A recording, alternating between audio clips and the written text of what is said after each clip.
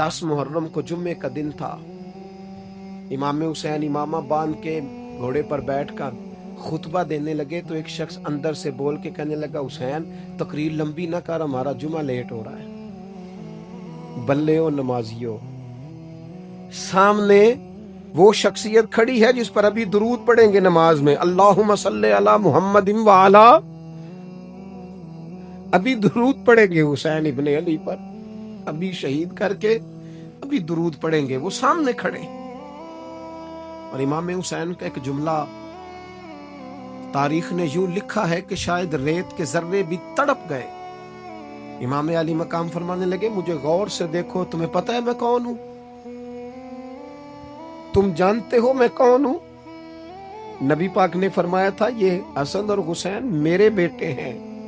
تمہیں پتہ ہے میں کون ہوں؟ سامنے امام حسین کھڑے. فرمایا مجھے جانتے ہو؟ اور امام علی مقام فرمانے لگے میں تمہارے نبی کا نواسا ہوں، اور آج کے بعد تمہیں کسی نبی کا کوئی نواسا نہیں ملے گا، کیونکہ نبی پاک آخری نبی ہیں. اور جب حضور کے بعد کوئی نبی نہیں آئے گا تو کسی نبی کی اولاد کیسے ہوگی؟ تمہیں آج کے بعد کسی نبی کے نواسے کی زیارت نہیں ملے گی.